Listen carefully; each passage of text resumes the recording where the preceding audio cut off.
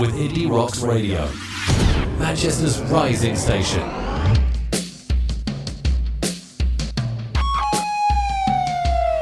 They say I live in the past. I can make the future. Right, hour 2 of the show tonight, 15th of March 2021, and my guest for They Say I Live in the Past tonight is Naoise Roo.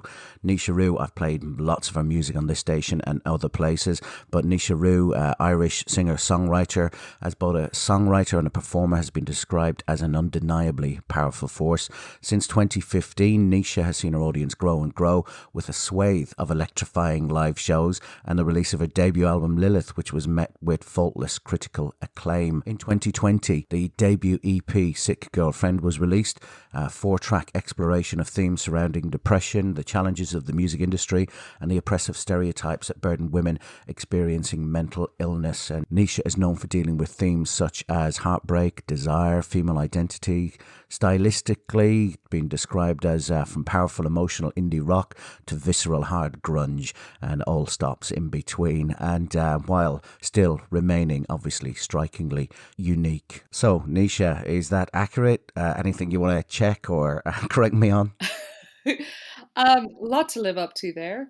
Yeah, I mean, there's definitely that's a pretty thorough, I guess, description of what I like to cover as a songwriter and hopefully what I strive for as a performer.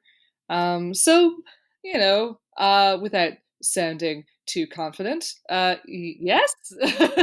Not at all. I think go for it, Naoise. Right, so for this part of the show, I asked you to narrow it down to 8 tracks. How difficult was that for you? Oh my God, it was terribly difficult. And as a person who makes a lot of playlists, and it was really, really difficult to sort of narrow down a lot of influences when there are just vast amounts of songs that mean so much to me. But I thought, I think these songs in particular are underrated, and I wanted to shine some love on them and talk about how much they mean to me and how much they've affected my music. Yeah, you've definitely shone a light on a couple of tracks for me, actually, including this first one, Simple Kid, Kieran McFeely. I don't know much about him, didn't know much about him. Do you want to tell us a little bit about Simple Kid? I would love to. I'm a big fan of Simple Kid. Simple Kid was active, I can't tell you the exact year, but I'd say about 10 to 15 years ago. He's an Irish musician. He put out 2 records, SK1 and SK2. I think that's accurate. And this is off SK2. And I thought this album, I remember when it came out and it had such a profound effect on me. And its tackling of, like, especially in this song, mental health and, going to the doctor and feeling dissatisfied with your life and being met with sort of the suggestion to just eat better and exercise and wondering if it all measures up to just chemicals in your brain, like if there's nothing you can change within your life or do externally to change anything, maybe you're just made that way. And at the time I was a teenager and it just had a hugely profound effect on me, and I always wanted to write music that had hopefully a similar effect, or at least that people could connect to regarding that subject matter. Yeah, I love this song. And Simple Kid disappeared, like completely disappeared without a trace. We know that, I think I heard that he was like teaching in London or something. And then this year, out of the blue, started dropping music on YouTube, out of the blue. And I really want to know. I really want to like talk to him and just be like, what's going on? Like, what have you been doing? Put out a record. Definitely piqued my interest as well, and maybe through the power of all this stuff, we could I could track him down, get him to do one of these, and I'd definitely put him in touch with you. The whole production values and so on in these first 2 albums, really interesting stuff. So, like you, I want to hear more music from Simple Kid. This is Simple Kid. Sadly, copyright prevents me from playing the full track on the YouTube version, but check out the notes. Yeah, Serotonin from Simple Kid, and I've made a promise to Naoise I'm going to try and track him down now. Not like stalking kind of way, but I'll track him down for you. Thank you. Somebody cares. Yeah, absolutely. This next track, Maria McKee, which was the only original song personally selected by Quentin Tarantino for Pulp Fiction. But is that where you first came across it, or? Yes, absolutely. When I was, I don't know, I must have been about like 13 or something. My mother got that CD, the Pulp Fiction soundtrack, which I was understandably obsessed with because there's just such a host of great music on there. But I became particularly fixated on this song because the singing is just phenomenal and it's so raw and powerful. And then when I was a little bit older, I sang this, I think, at a school concert, but I locked myself in the bathroom for about 3 days. And I promised myself I wouldn't come out until I could sing this song. It was the first time that I'd really pushed myself to sing something really belty and raw and that style of performance. And so it really holds sort of a special place in my heart. I think Maria McKee is one of probably about three artists who taught me how to sing, really. And it is one of those things as well where the style of that movie and the aesthetics and everything, it kind of all links in. But this song as well, "If Love is a Red Dress, Hang Me in Rags," it says more than "Love is a Red Dress," doesn't it? Absolutely. I just think there's something so there's just it's such a multifaceted song, both from the songwriting perspective and the performance of it. It's tired, it's it's sad, it's dismissive. There's just so many emotions going on there, and I loved how she was able to encapsulate so much in one song. Sadly, copyright prevents me from playing the full track on the YouTube version, but check out the notes. Do you have an iPhone? Hello. You can now listen through Simple Radio. Find it via the App Store. Wow, I feel like just applauding at the end of that. In headphones, it sounds even more amazing. That voice. Her belt is phenomenal. She's just I've watched a lot of live Maria McKee videos, and her voice is just phenomenal. Like it's out of this world. Like whether you love her music or it's not your jam or whatever, you just can't dismiss the fact that she has an exceptional voice. That it's a really special talent, you know. Absolutely. And at 13, you said that's the one you chose that you were going to sing in front of all those I people. think I was probably about 15 and yeah, well, full of attitude, as you can imagine, and thinking that I could really bring it. I don't know how good a job I did, but I really felt it while I was doing it. So That's what matters, and it didn't set you back, did it? Had you started singing and playing an instrument earlier, or uh, is it something that was happening then for you? it was probably just around that time. I sang from when I could probably open my mouth. I was singing, not training, but singing, and always wanting to sing and always wanting to sort of perform for people. And I probably started playing an instrument then, playing guitar around the age of about 15. And that was probably when it really went into action and I started actually getting into bands and trying to get in front of audiences a bit more. Very a little bit hesitantly, but a secret performer inside, you know.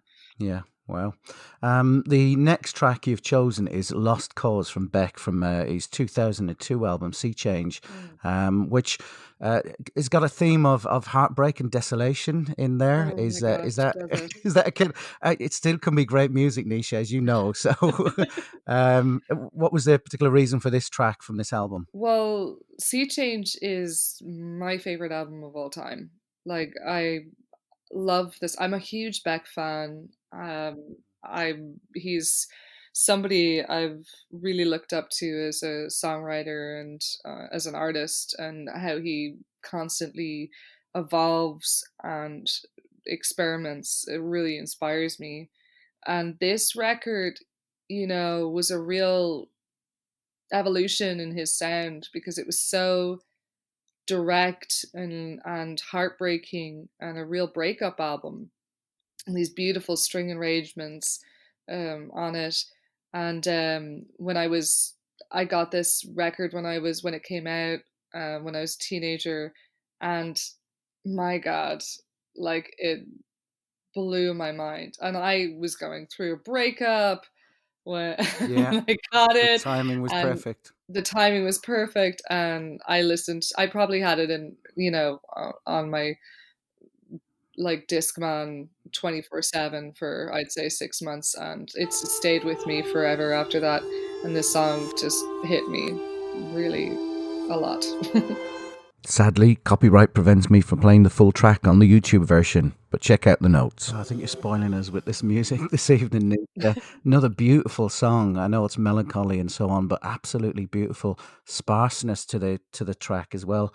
And Mm. is that kind of something you've taken into your own music? I think it's definitely been an influence. I love that sort of rich production, especially when you go into Hmm. songs that require that sort of more downbeat production approach.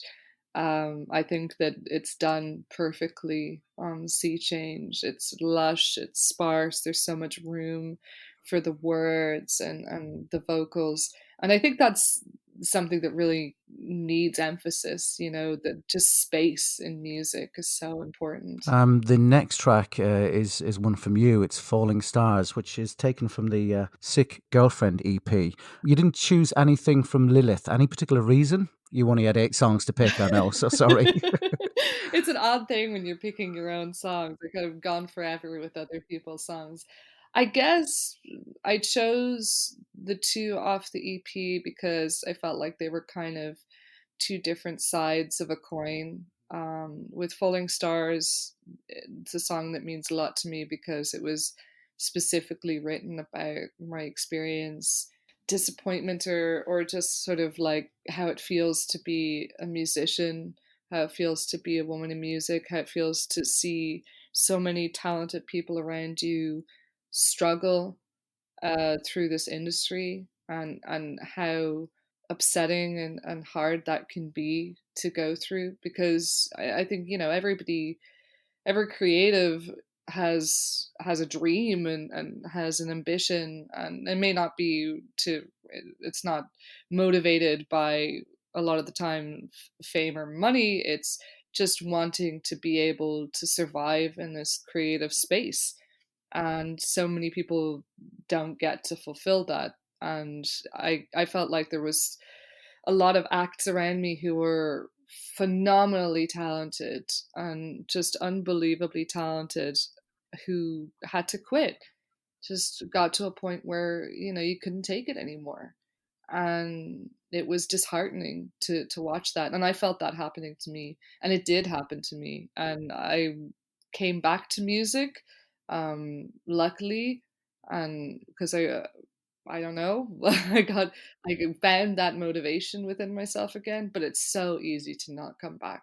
It's a real undertaking. It's an emotional thing. It takes a lot of emotional energy to make work and to keep just slogging along and doing it, and hoping that you can make this, your vocation for life. Obviously, we're glad you did it. You surrounded yourself with, and I know you've had kind of worked with a lot of really interesting musicians from Dublin and Ireland over the last whatever amount of years. But for this recording of this EP, I read somewhere that you felt it was a different experience this time in the studio. Yeah, I mean, it was such a beyond amazing experience. I mean, I loved making Lilith. It was my debut.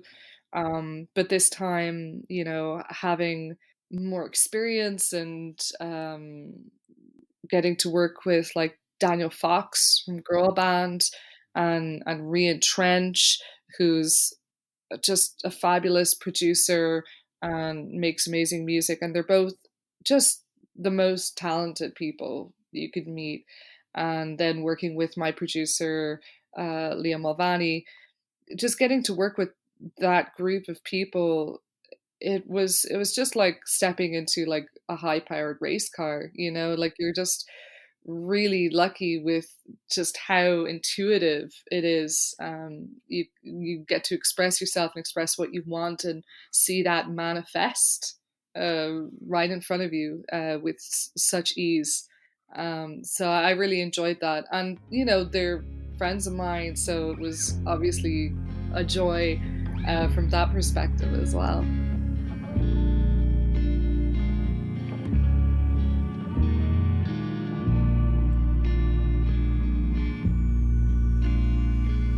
Who is someone else? They are not themselves. It's been hard to tell. When holding to a dream that eats away at me, I told you I'm not well.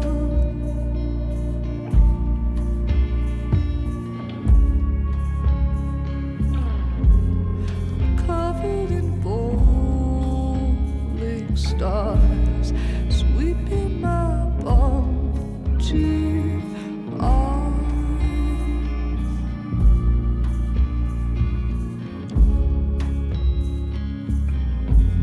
I'm covered in falling stars, sweeping my bumpy arms.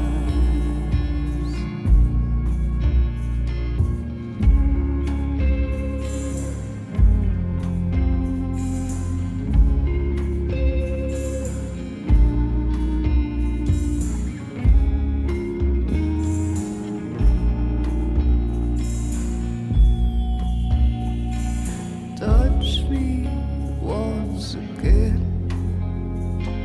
Say that you're a friend, and I won't react. 'Cause someone caused a scene and got the gold in me. Now I can't get back.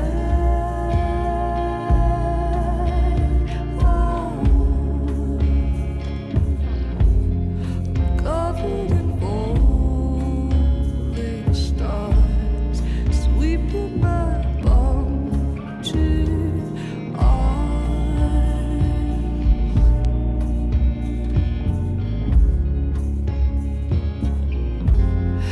Covered in falling stars, sweeping my bumpy arms.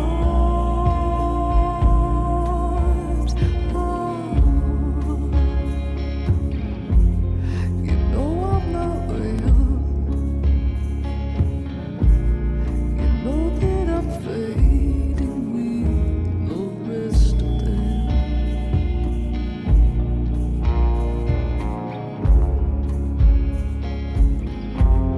You know I'm not real.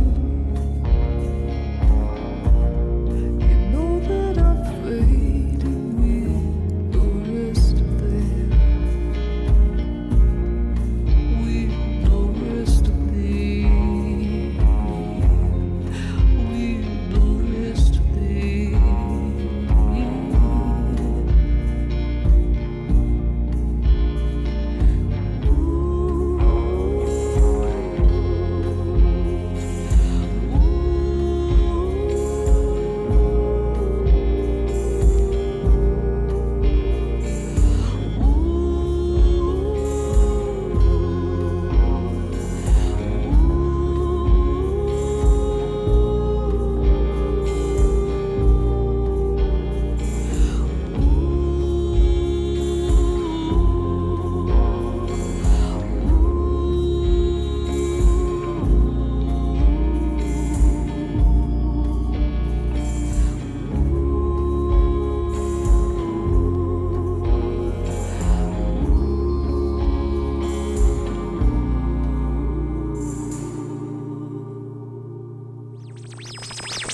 Follow our social media, Facebook, Twitter, Instagram, at Indie Rocks UK, or our website, www.indierocks.co.uk.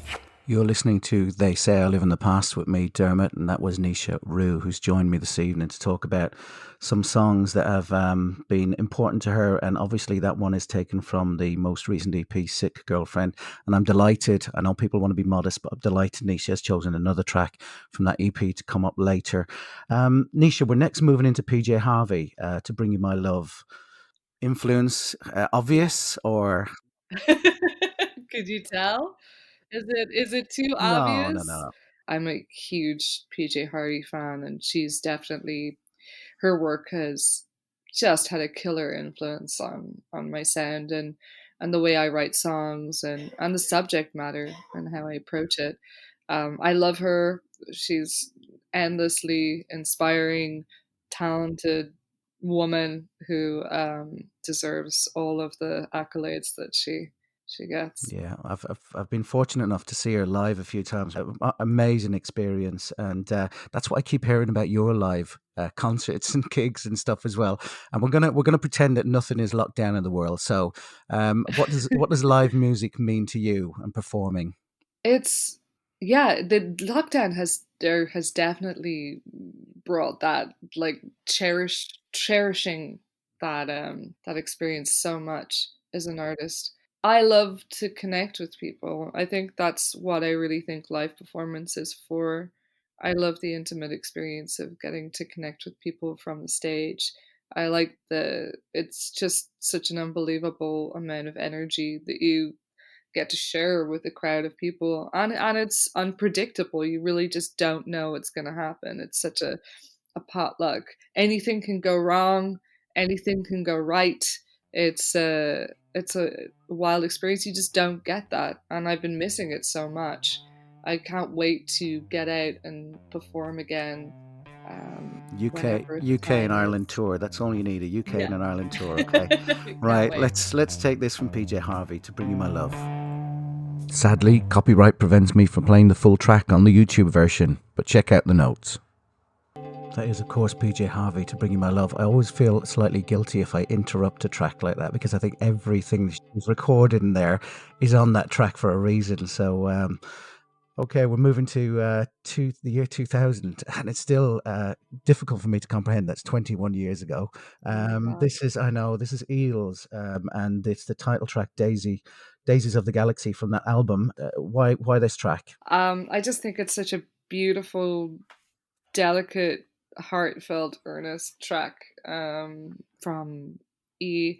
I really love how just direct and earnest his lyrics are.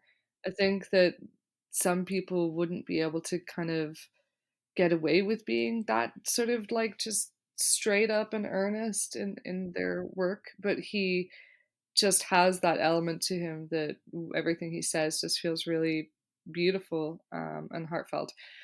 And I think this is an album track, so I think it really just doesn't get enough sort of recognition. It's really beautiful. Like there's these wonderful like meandering like harmonies at the end that I love. And I remember when I discovered the record, we were like driving through the English countryside and heading to Bath actually, and just the foliage and it was just really beautiful. I just remember this song just sticking out in my mind, and I became a huge Eels fan, and I've seen him several times, and he has an amazing autobiography called Things the Grandchildren Should Know that I think everybody should read. It's his life story is fascinating and heartbreaking and wonderful. And he's got a great sense of humor as well. Absolutely, and I read something interesting that could be applied to other people's music, maybe. But somebody said he blends the certain themes in such a way that it makes you feel sad for being happy and happy for being sad. And that's quite a bit to think about. But That's pretty apt, I think. Actually. Absolutely. Sadly, copyright prevents me from playing the full track on the YouTube version, but check out the notes. Daisies of the Galaxy, the choice of Naoise Roo, who's my guest this evening on They Say I Live in the Past. This is Dermot, and we've got maybe 2 tracks left. No, definitely 2 tracks, because I've prepared these in advance, so I can't even pretend it's off the cuff. This is Jupiter 4, Sharon Van Etten. Naoise, can you tell me why you've chosen this? I really love this track so much. I was probably a little late to the Sharon Van Etten party. But when I went to see her, I was really blown away by her music. I actually got tickets, and I'd heard a couple of tracks, and then I went to see her, and it was just a phenomenal show. It was really amazing. But when heard this, it just sounded so different to a lot of her stuff that had come before. And it also sounded different to a lot of stuff that was coming out right now. And these beautiful, like, dark synths and this really just intense sense of, like, longing and something really, like, sad and romantic and sexy. And I just felt like she encapsulated that, just all of those things within this track. Sadly, copyright prevents me from playing the full track on the YouTube version, but check out the notes. This is Indie Rocks Radio. Discover something new. Another brilliantly produced atmospheric track chosen this evening for us by Naoise Roo. Naoise, I can't believe we're at the end of 8 tracks. I know. Where did the time go? It's gone very quickly, yes, and not a hitch along the way. It's so professional. This track is the title track from the EP Sick Girlfriend. You're recording at the moment as well. Yes, I'm about to go into the studio, actually. Well, in a couple of weeks, when lockdown gets a little easier, heading into the studio with Daniel Fox and Rian Trench and Liam Mavani to make the album that this EP is going to be a part of. So I'm really excited. Is that what you've been working on then? Do you go in with tracks almost completely formed, working with your collaborators beforehand, or is it something that you do once you get in there? Well, we like to kind of get inspired in the moment when we get into the studio, but I mean the tracks are written and they're formed and they're in their basic entirety there. But there'll be a lot of room for experimentation once we go in, which I'm very excited for as well. Right. And obviously this particular radio show is based in the UK, and a lot of people over here for the last 3-4 years have had a renewed interest in music coming out of Ireland. And I know people will slag them off occasionally, but the government seem to have done some good things during this period to help artists. Is that how you feel it's been? Yeah, I mean, I got a grant to make my record, which I feel really lucky to have got. It was a really highly competitive one. I think there was probably a lot of people who were very disappointed that there wasn't more support there, and I really hope that there will be more support there. But I'm really excited. All I can say is I'm excited to make my record, and I hope that the music that comes out of it will be worth it and be good, and people will enjoy it. I'm sure it will. And this track, Sick Girlfriend, do you want to say anything about it? Yeah, I mean, I wrote this. The whole EP was written about sort of my relationship with myself as a person who deals with mental illness, and as a person who was kind of at one point really quitting the music industry and being a musician. And this track in particular, I wrote inspired by the fact that I hadn't really seen an accurate portrayal in media of I suppose women who are dealing with mental illnesses. As it seemed to be a lot of the trope of the manic pixie dream girl and kind of these muses, and I wanted to kind of sarcastically write something from the perspective of someone who didn't know what they're getting into and then realizes that it's not easy and it's not always inspiring to be with someone who's dealing with mental illness. It's complicated and it's nuanced. Thank you very much for joining us this evening. Thank you so much for having me. It's been a pleasure. Look forward to speaking to you again. Hopefully, once the album comes out, we'll be listening to that and talking about it for a bit as well. We're going to leave you this evening with Sick Girlfriend. This is Naoise Roo. got a sick girlfriend, like how her body bends. And when she's tired of crying, she knows how to make amends. I got a sick girlfriend, her dreams in the cabinet. And when she bites that pill, I'm hoping the sadness ends. Under the covers, under the covers, under the covers, under the covers. I got a sick girlfriend, she can't get to sleep again. The doctors tell her she needs more vitamins. I got a sick girlfriend, don't know how to make it end. Oh, but I'll stay with her under the covers. Under the covers. Under the covers. Under the covers. Under the covers. Under the covers.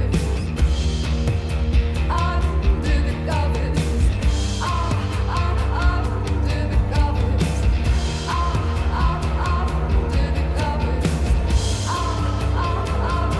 the covers. She's not going crazy. I know how to reverse. Dear, I call her baby. Her life just breaking you curse.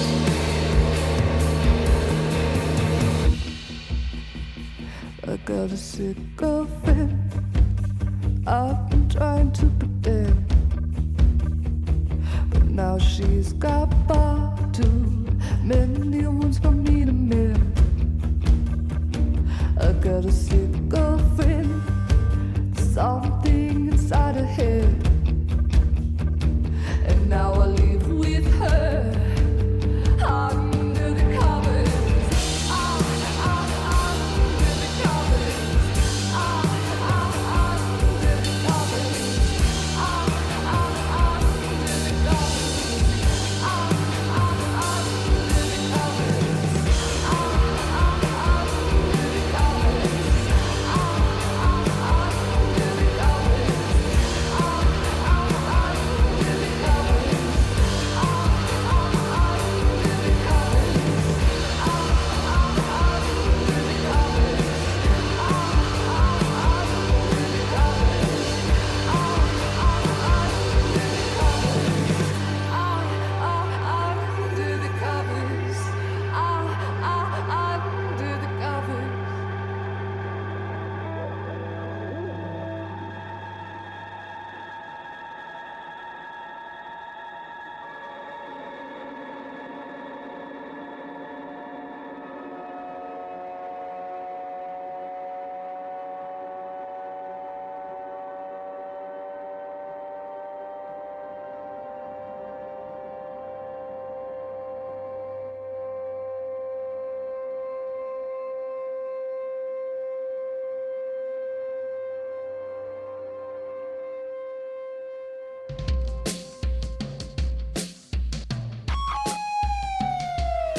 They say I live in the past.